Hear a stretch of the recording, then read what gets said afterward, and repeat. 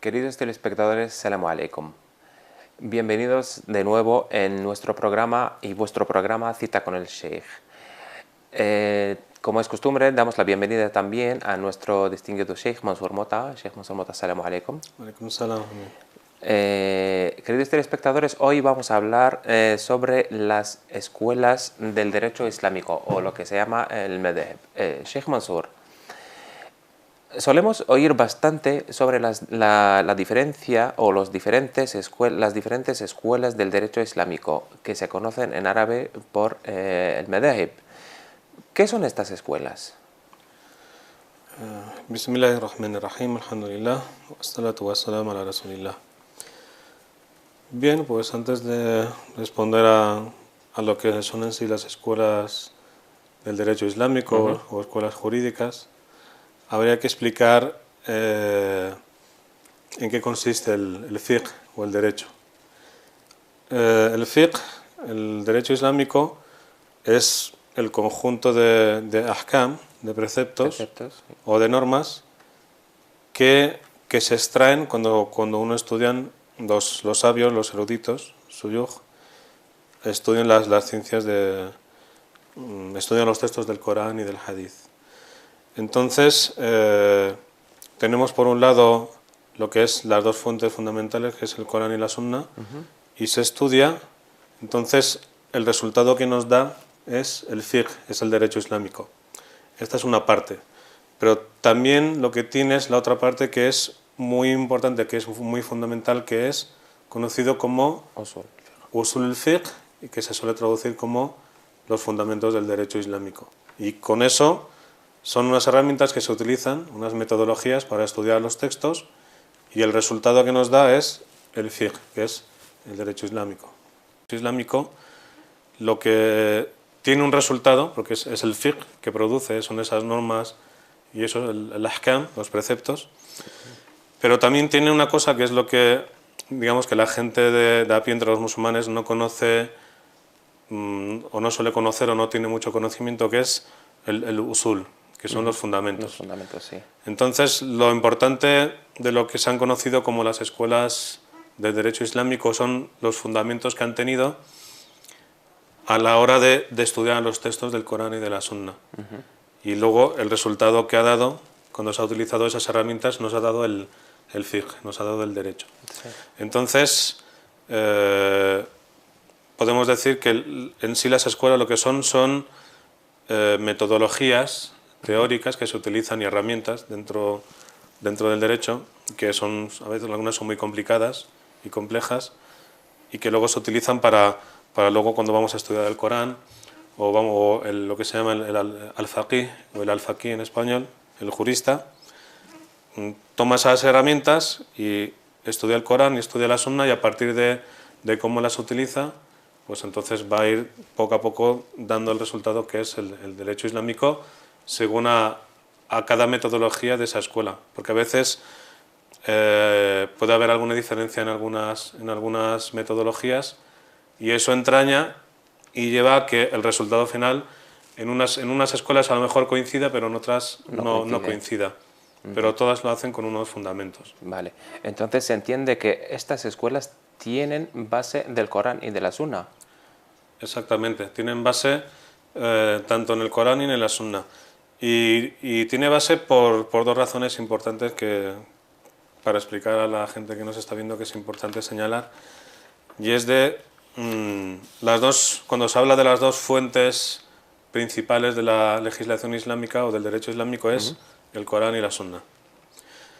Pero aparte de ser, ¿qué significa de que el Corán y la Sunna son las fuentes principales? Significa que los alfaquíes, los juristas, van a esas fuentes porque son la revelación, son lo que vino el profeta Mohammed sallallahu alaihi wasallam, la paz sea con él, nos transmitió el Corán, nos transmitió su Sunna, pero también esto es muy importante, que la gente lo tiene que saber, tanto el Corán como el profeta Mohammed sallallahu alaihi wasallam nos enseñó cuáles eran las formas en las que, a partir de las cuales se extraen los preceptos o las normas del derecho islámico.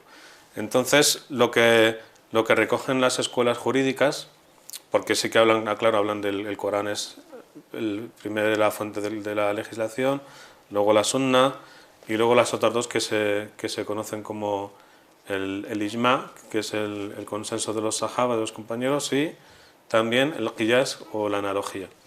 Entonces, fuera de esas cuatro, de estos cuatro fundamentos que todas las escuelas utilizan, existen otras herramientas que además también se sacan del Corán y de la Sunna, que a veces se sacan directamente o a veces por lo que se entiende de las enseñanzas que nos enseña el Islam, y que luego todo eso se recoge en lo que se llaman los fundamentos. Entonces, cuando ahí se teoriza todo, las herramientas, entonces luego el al-Faqih las utiliza y con eso le da lo que es el derecho islámico. Vale. Pero todos los sabios están obligados a regirse por estas escuelas o siguen otras reglas o otros criterios.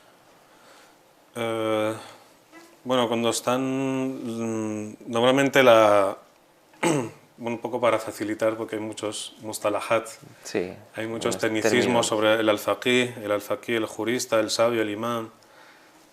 Vamos, para facilitar un poco, decir que toda persona, todo sabio, o imán, o sheikh, que se dedique al mundo del derecho islámico, al fiqh, o bien no profundiza en lo que es los fundamentos, entonces lo que suele hacer es, suele seguir o bien una escuela o sigue, por ejemplo, a un sheikh que también tiene una tendencia, y lo que le marca, por ejemplo, esa escuela, él lo aprende lo que se llama ese madhab, pero aprende el ahkam, los preceptos. Sí. Entonces, pues acude a los libros de esa escuela y aprende lo que se llama el ahkam según esta escuela.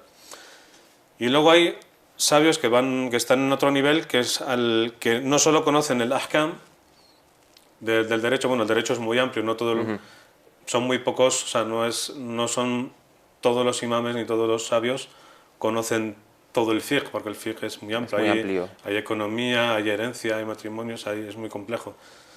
Incluso dentro de una sola escuela también hay veces lo que se llama el ara, el mukhtalif, hay diferentes opiniones también, y a lo largo de los siglos también. Entonces hay sabios que únicamente se dedican a lo que es conocer su mazhab, su escuela, y hay otros sabios que lo que hacen es conocer lo que se llama el usul, que es lo que hemos hablado antes, los fundamentos. Entonces hay sabios que se especializan en el usul, en fundamentos del derecho, y luego puede resultar que a lo mejor un sabio ha aprendido un ahkam, unos preceptos, y luego cuando ha profundizado en el usul, en los fundamentos, ¿Sí? Cuando hace un estudio, un dirasa, hace un estudio de los textos del Corán y de la Sunna, a lo mejor cambia su opinión. No sigue a lo mejor ciertas cosas que él ha aprendido, porque como ya domina las herramientas del usul, del derecho, de los fundamentos del derecho, tiene el dominio como para él interpretar y extraer otros ahkam, que a veces coincide o a veces no coincide. Vale. Pero no están obligados, es decir, alguien que quiera profundizar, un sabio que quiera profundizar en una escuela o en el derecho islámico o los fundamentos del derecho, no está obligado a seguir una escuela. Lo importante es que el que quieres, porque el mazhab al final, lo importante de una escuela es el usul, los fundamentos. Sí. Entonces, también se estudia los fundamentos, porque hay también diversidad de opiniones y es un tema bastante profundo, complicado. Entonces, cuando ya domina esos fundamentos, es entonces cuando ya él sigue una tendencia. No está obligado a seguir. Se conoce históricamente, que es lo que luego con los siglos se ha ido conformando como las cuatro grandes escuelas del derecho islámico, con más prestigio, más conocidas, que son la escuela Hanafi, la escuela Maliki, la escuela Shafi'i y la escuela Hanbali. Sí.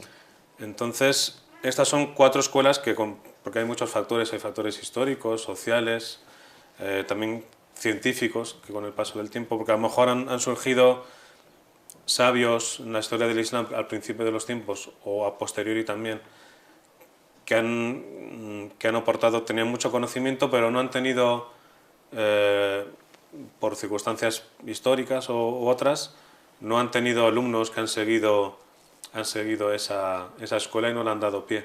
Y ha habido otros sabios que con el paso del tiempo la gente, los alumnos que luego se han convertido en sabios, han ido cogiendo las diferentes teorías y con el paso del tiempo han ido estructurando lo que luego se conoció como las escuelas jurídicas. Pero no, un sabio no está, ni un musulmán de a pie ni un sabio está obligado a coger una escuela. Lo que sí que tiene que tener siempre es conocimiento de las cosas. Vale. Pero entonces, ¿todos los sabios están obligados a regirse por estas escuelas o siguen otras reglas, otros criterios? Esto ya es la pregunta anterior. Entonces, la pregunta que se plantea ahora es, la gente se suele preguntar si tiene que seguir obligatoriamente alguna de estas escuelas o qué es lo que tiene que hacer.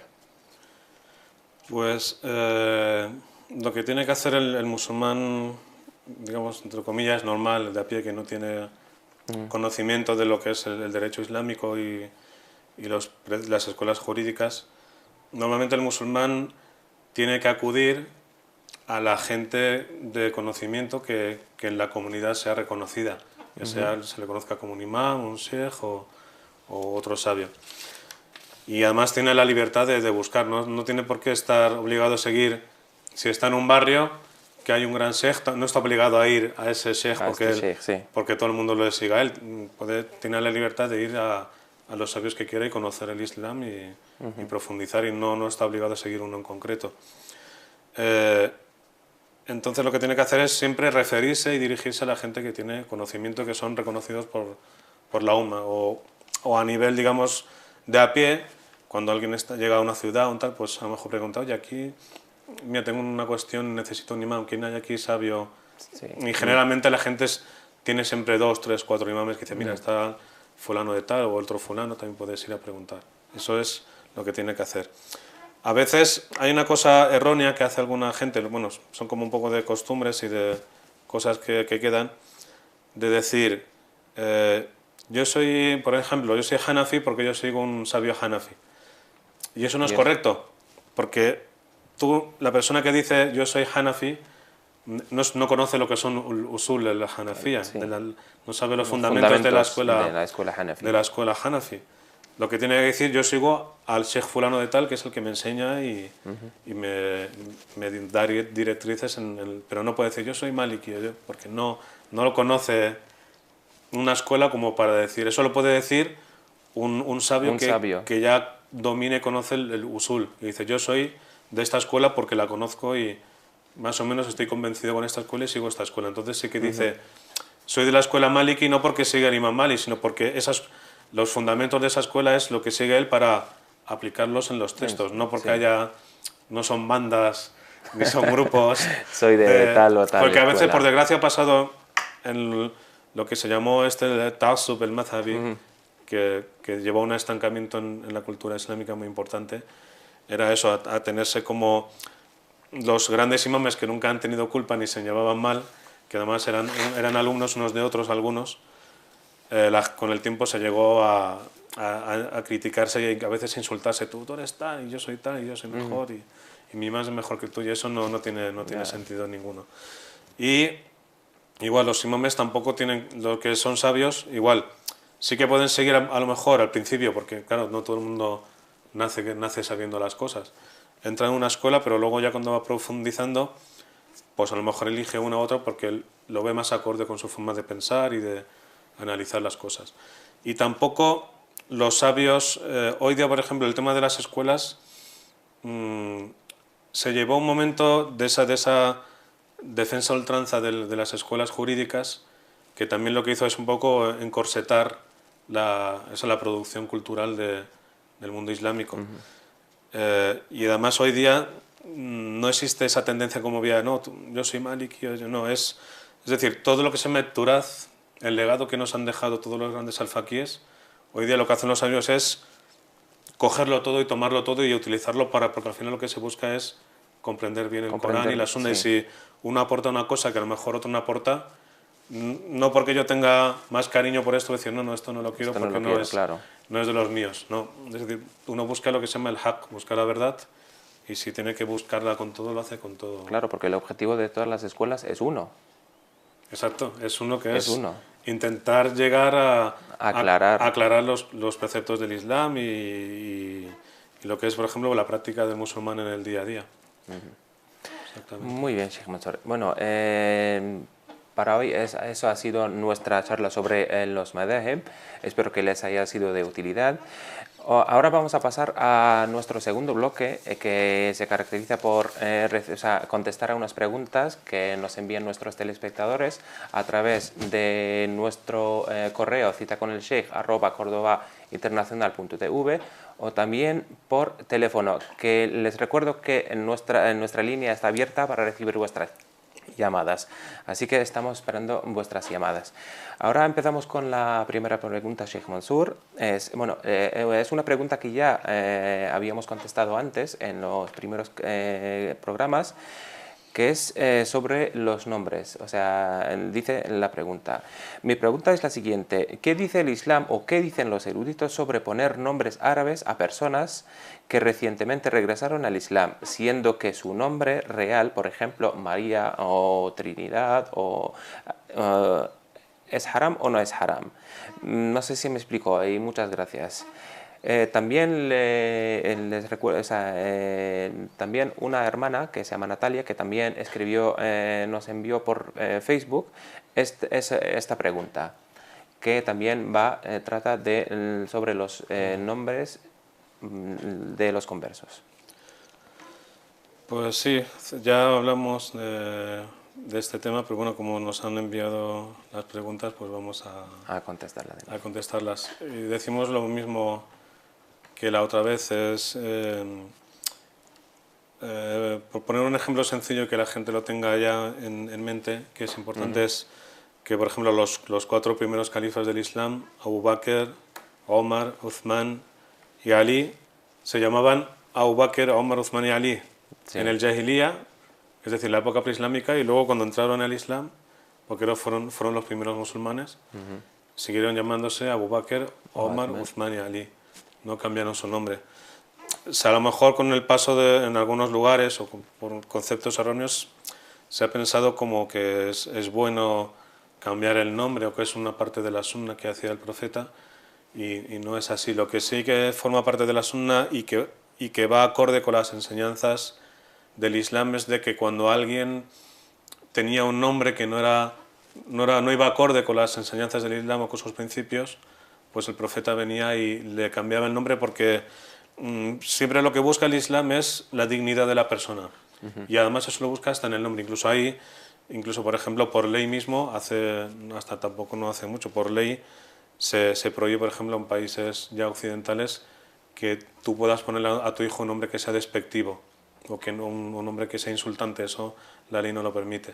Y eso ya en el Islam hace ya 14 siglos, buscando la dignidad de la persona, lo que hace es que si tiene un nombre que es insultante o que denigra a la persona en algún modo, pues lo que hace es lo que le aconseja es que se lo cambie. Entonces tenemos, por ejemplo, un hadith donde vino una persona al profeta, sallallahu alaihi wasallam, la paz sea con él, y el profeta le preguntó: ¿cómo te llamas? Y le dijo: me llamo Harb, me llamo Guerra. Entonces el profeta le dijo: pues a partir de hoy te vas a llamar Salam, te vas a llamar paz. Entonces lo que busca la sunna, en este caso, que va acorde con los principios del Islam, es que la persona tenga un nombre digno como el Islam quiere, y no un nombre que sea insultante. Porque a veces puede pasar de que a alguien le dan un nombre que a lo mejor en otra lengua significa otra cosa, que pueda ser insultante, y eso lo tienen que tener en cuenta los padres, porque a veces le dan un nombre y si no caen, por ejemplo, que a lo mejor ese nombre para el lugar donde están lo pueden tomar a burla y hacer alguna cosa, un juego de palabras que luego lo utilicen para insultar. Entonces también es importante a la hora de elegir el nombre, es un nombre que sea bonito, agradable, que sea propio del Islam. Pero no es una obligación. Si la hermana en este caso nos manda y nos dice que se llama María, puede quedarse con su nombre porque es María. Y aquí también se podría explicar una cosa, que es que incluso hay sabios que dicen, por el respeto al birr el-walidain, por el respeto a los padres, es todavía más islámico quedarse con su nombre, porque es el que los padres te dieron a ti con todo su amor. Porque cuando uno elige un nombre lo hace con todo su amor, para darle lo mejor. Ya lo primero que le da a su hijo que es su nombre, ¿no? Y no hace falta, no es obligatorio islámicamente cambiarse el nombre. Vale, vamos a la siguiente pregunta. Les recuerdo, queridos telespectadores, que también nos pueden llamar por teléfono al teléfono que aparece en pantalla o también escribir preguntas a nuestro correo citaconelsheikh@cordobainternacional.tv o también enviar vuestras preguntas a la página Facebook del canal. Vale, Sheikh Mansour, vamos con la segunda pregunta. El programa anterior, cuando estábamos aquí, hay una persona de Valencia, Abdelkrim, que llamó, pero desgraciadamente no pudimos atender su llamada. Entonces, el Abdelkrim desde Valencia pregunta: ¿puedo dar una limosna a un vecino que vi beber alcohol? Pues bueno, sí. En principio lo suyo es, siempre el musulmán es una persona de bien y tiene que ayudar a los demás. En principio, en cualquier sentido, tiene, ya sea económicamente o echando una mano, como se suele decir, en cualquier momento tiene que ayudar a los demás. Entonces, en este caso, según nos pregunta Abdelkarim, pues vi una persona, por ejemplo, que estaba haciendo algo que no es correcto según el Islam, que estaba bebiendo alcohol. Aquí, sobre todo cuando damos una respuesta en el derecho islámico, siempre hay que tener en cuenta todos los factores que hay que nos rodean. No es lo mismo, por ejemplo, ver a alguien que incluso puede ser musulmán, que esté bebiendo alcohol y lo haga mejor una vez porque ha caído y ha hecho una cosa que no tenía que hacer, a que sea alguien, por ejemplo, que tenga el vicio de beber alcohol, que sea casi adicto o alcohólico. Entonces, si sabemos que a lo mejor esa limosna que vamos a darle o ese dinero se lo va a gastar en beber o en alguna cosa que no es correcta, lo mejor es decir, bueno, ¿para qué necesitas comida o necesitas algo? Pues ven conmigo, yo te compro la comida si necesitas algo. A lo mejor, que puede pasar hoy día, te ayuda a pagarte una factura de la luz porque no tienes tal. Entonces hay que tener un poco de ojo para ver esas cosas, porque a lo mejor puede ser que alguien lo haya hecho y no se acostumbre suyo y sea una persona de bien y que gaste el dinero en cosas. Pero mejor, lo que busca el Islam siempre es, si uno puede asegurarse un poco de dónde va a ir ese dinero, mejor, porque también el Islam lo que le pide al musulmán es que sea responsable del dinero que gaste y no lo gaste tampoco en cualquier cosa. Entonces, en este sentido es, si uno va a ayudar y además se va a cerciorar de que ese dinero va a ir para un bien, mejor que... Pero en este caso sí que puede ayudar, porque toda ayuda que haga, como dice Allah, que siempre nos dice, idfa billati hiya ahsan, y obra siempre de la mejor manera. El Islam siempre nos incita al ihsan, a la mejor, al obrar de la buena mejor obra. A la buena obra y siempre de la mejor manera. De la mejor manera, y sí. si uno ve la sira, la vida y obra del profeta Muhammad sallam, siempre, incluso aunque la gente en Meca le insultaba, le agredía y le decía de todo, decía que era un mentiroso, que era un mago, a él siempre estaba ahí para ayudar si necesitaban de él. Muy bien. Vamos con la tercera pregunta, que nos ha llegado también por correo electrónico. Dice: Assalamu alaikum, hermanos, barakallahu fikum por vuestro programa. Mi pregunta tiene que ver con el salat cuando estoy de viaje. Yo, por asuntos de trabajo, tengo que desplazarme varias veces a la semana a distintas ciudades de España. A veces voy en coche o a veces cojo un autobús o el tren. ¿Cómo y dónde puedo hacer salat? ¿Tengo que hacerlo cuando me pare en algún sitio o puedo hacerlo mientras estoy en el autobús o en el tren? Pues esto suele pasar bastante porque nos movemos mucho, mucha gente se desplaza pues en autobús, en tren, a veces en barco también, o en avión, que puede pasar también en avión. Y claro, son cosas que antes, hombre, ya están muy extendidas en el mundo los medios de transporte, pero hace siglos no habían este tipo de medios. Sí que los había, pero primero se puede decir que no eran tan rápidos también, los carros tirados por caballos, etcétera, y a lo mejor, como siempre las marchas eran más lentas, siempre había un momentito para a lo mejor parar en el camino a hacer el salá. Claro, cuando uno sube a un tren, cuando sube, por ejemplo, a un autobús también que lleva una larga distancia, o un barco, o también un avión, primero se encuentra con la dificultad del espacio, donde está subido, donde le lleva a otro lugar. Entonces, cuando uno está en el tren, o cuando está en un autobús, cuando está en un avión, prácticamente, lo que es de manera práctica, no hay un espacio para hacer a veces el salá tal cual exige, como es con el qiyam, estando de pie, que haya un lugar, o dirigiéndose también al qibla, hacia la Meca. Hay una serie de cosas que no se dan cuando uno está en estos transportes. Esa es una. Y luego también puede pasar también con el tema de las horas, porque a lo mejor uno se sube a un transporte y sabe que es una hora del salá y sabe que a lo mejor cuando llegue ya se le han pasado 2 o 3, en ese viaje van 2 o 3 salats juntos hasta que se para ese transporte. Entonces, aquí sí yo quisiera recalcar un punto muy importante en el derecho islámico, que es el taysir, que ya hemos hablado en ocasiones del taysir, de que el Islam siempre quiere hacer la práctica facilitar la práctica a los creyentes, a los musulmanes. Entonces, si uno sube, por ejemplo, a un autobús donde el único espacio que hay es donde tú estás sentado, el pasillo. Y el pasillo. Sí. Entonces, primero, por el principio del Islam, tú no te puedes poner el pasillo porque, primero, por seguridad te puedes dar un golpe, porque se puede frenar, puede tal, y segundo, porque tú estás en un lugar que interrumpe el paso de la gente, que tú no sabes qué puede pasar en ese momento. Entonces, tenemos también hadices que el profeta Sallallahu nos enseña que él, mientras estaba cuando viajaba y estaba en su camella, él hacía el salá cuando iba en la montura. Entonces nos enseña en este caso el Islam, en lo relativo al fiqh, al derecho, que no es imprescindible el hacer el qiyam y otras cosas para hacer el salá. Nos enseñó que según las circunstancias, si uno está enfermo o no puede, pues puede renunciar a algunas cosas porque las circunstancias se lo impiden. Entonces, por ejemplo, si uno va en un autobús, pues puede perfectamente. También está el tema del agua, porque a lo mejor uno puede subir. Por ejemplo, hay un ejemplo que ponen los sabios de siempre, que es cuando uno hace un viaje largo, por ejemplo, sobre todo andando, y lleva consigo agua para el viaje y luego en el camino no tiene agua para hacer la ablución. Sí. Entonces los sabios dicen que tiene que hacer el tayammum, porque es agua que tienes para su vida.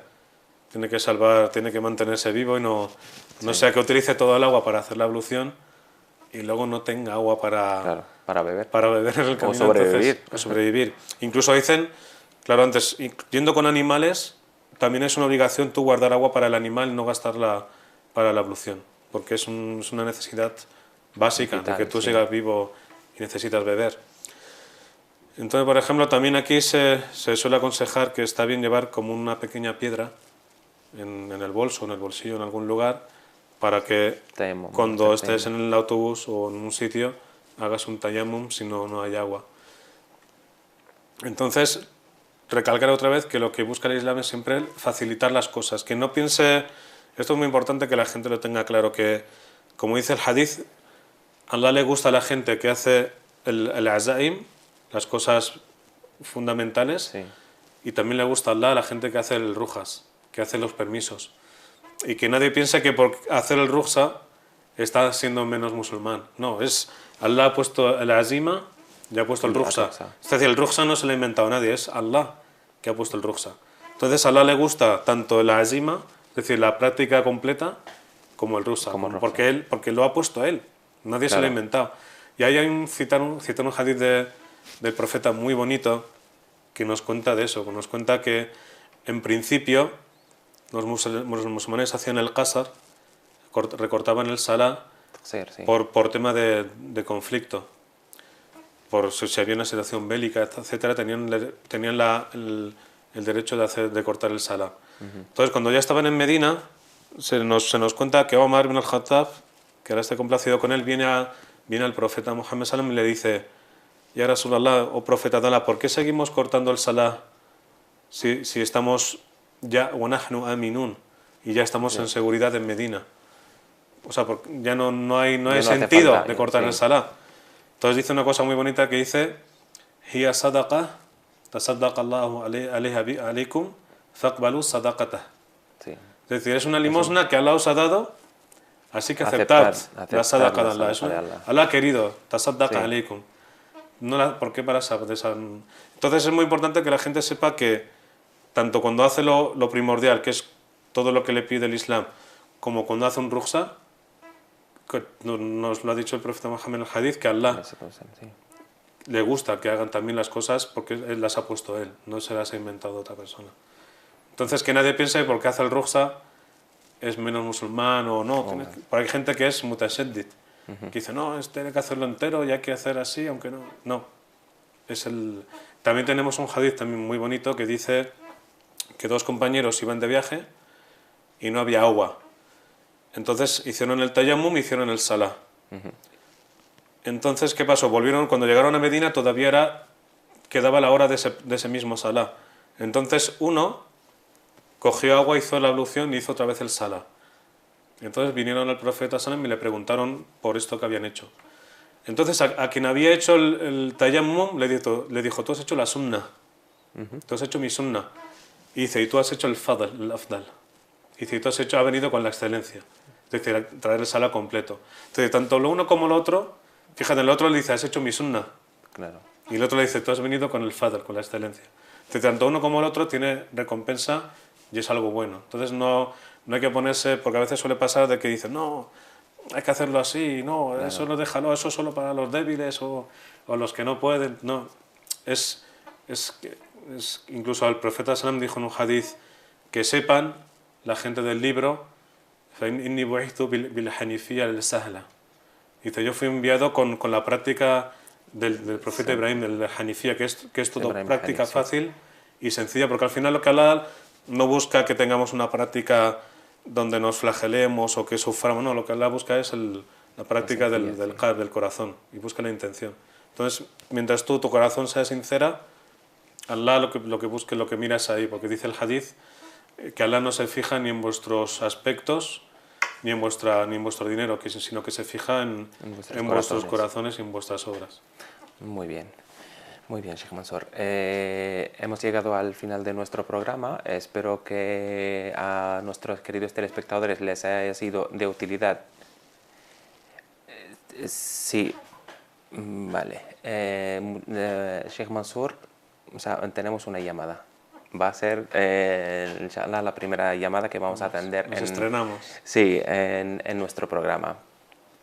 Muy bien. Les recuerdo también que nos pueden llamar al teléfono que aparece en pantalla o también escribiéndonos a nuestro correo citaconelsheikh@cordobainternacional.tu o también a la página Facebook del canal. Tenemos una llamada. Salam alaikum. Hola, salam alaikum. Hola, soy Nayara. Vale, Nayara, ¿de dónde nos está llamando Nayara? Pues estoy llamando desde Fuenlabrada. Muy bien. ¿Qué pregunta tiene? Sí, quería hablar con el Sheikh. Bueno, primero felicitarle por el programa porque la verdad me encanta. Y que tenía una duda, no sé si se podrían cambiar las opiniones jurídicas dependiendo del lugar. Muy vale, bien, pues muy bien. Te contestamos ahora. Ahora te vamos a contestar. ¿Es lo único que te preocupa? Pues sí, la verdad es que tengo un poquito de duda con ello, es que no tengo ni idea. Muy bien, muy bien. Inshallah, ahora Sheikh Mansour va a contestar a su pregunta. Ay, gracias. Muchas gracias. Gracias. Assalamu alaikum. Entonces, Sheikh Mansour. Bueno, pues tenemos nuestra primera llamada en directo. Nuestra primera llamada en directo, sí. Espero que nuestros también queridos telespectadores nos llamen a nuestro teléfono o también enviar sus preguntas a el correo del programa, que es citaconelsheikh@cordobainternacional.tv. Sheikh Mansour. Pues esto además sí que, bueno, respondo que sí, o sea que sí que las opiniones jurídicas o del derecho islámico sí que cambian además hay una regla, se llama Qaida Usulía, hay una regla de los fundamentos del derecho islámico que dice que el fatwa tataghayyar bitaghayyur az-zaman wal makan, que la fatwa o el dictamen que emite un mufti cambia según su marco espacio-temporal. Sí. Entonces, y ahí voy a citar una anécdota muy divertida del imam Ibn Abi Zayd al-Qayrawani, que cuenta lo siguiente. Cuenta que él estaba en Túnez y hubo un momento donde, en la época que vivió, hubo una época de muchos robos, que se robaba mucho. La gente entraba, bueno, pues la gente tenía sus pequeños muros y tal, y la gente saltaba muros de día, bueno, por desgracia pasa hoy que se saltan chalets y tal, y aunque estés dentro pasan a robarte. Pues se dio una época que hubo muchos robos, entonces lo que hizo el imam, compró un perro de guardia y lo metió en su casa, dentro de su casa. Entonces, como era un imam reconocido y ya tenía un poco de prestigio en Túnez, la gente decía, no, como el imam se ha comprado un perro, esto es makruh. Sí. No es recomendable esto, tener un perro en casa. Sí, para tal, porque él lo metió en su casa, dentro de su casa. Sí. Porque, claro, porque lo bueno, el dinero de eso está en la casa dentro, entonces se lo metió dentro de casa. Entonces, alguien se atrevió y vino al imam Ibn Abi Zayd al-Qayrawani y le dijo, ya imam, no sabes, tú eres de la escuela Maliki, tú eres Maliki, no sabes que es makruh, que no es recomendable, que es detestable que tengas un perro en casa. Entonces le dijo una cosa muy importante, muy educativa, que les dijo, vosotros conocéis la escuela Maliki, pero yo conozco a Malik. Y dice, y Malik, si estuviera con nosotros, en vez de tener un perro en casa, tendría un león. Entonces lo que nos quiere enseñar es de que salvaguardar el dinero de una persona es muy importante. Entonces, en principio uno no puede tener ese perro en casa dentro de lo que es el hogar. Puede tenerlo si tiene una casa grande, en un jardín, para que cuide la casa, y eso es lícito, pues bueno. Pero claro, llegó tanto que él lo metió en su casa porque claro, no sabía que le iban a venir en cualquier momento, le podían robar. Entonces se compró el perro y lo puso ahí, cogió ese perro. Entonces él dice, vosotros conocéis el ahkam, conocéis los preceptos de la escuela Maliki, ¿qué tal? Pero yo conozco el imam Malik y sé que en mi sitio, si estuviera conmigo, en vez de comprar un perro tendría un león para guardar mi dinero, porque lo importante es guardar el dinero. Entonces las opiniones cambian según la circunstancia, porque además es así, el fiqh, el usul, los fundamentos son inamovibles, o sea, ya están ahí, no pueden cambiarse. Pero lo que es el derecho islámico es siempre variable, porque tiene que interaccionar con la realidad. Entonces, en cuanto deja de interaccionar con la realidad, no sirve. Entonces, el problema que hay a veces, que aún sufrimos un poco en el derecho islámico con ciertas tendencias, de que siempre seguir volver a ciertos preceptos de antes, cuando ya no tienen valor ahora. Y es un trabajo que hay que ir trabajando ahí. Muy bien. Muy bien, Sheikh Mansour. Queridos telespectadores, espero que les haya sido de utilidad todo lo que hemos tratado en nuestro programa de hoy. Muchas gracias por la llamada de la hermana, y también les recuerdo que nos pueden enviar sus preguntas, cualquier preocupación que tengan sobre algún tema del Islam. Nos pueden escribir también a nuestro correo cita@cordobainternacional.tv o llamando al teléfono en el horario del programa, también fuera del horario, o también en la página de Facebook del canal. Sheikh Mansour, muchísimas gracias por habernos dado estas aclaraciones. Assalamu alaikum. Queridos telespectadores, muchas gracias por habernos seguido. Assalamu alaikum.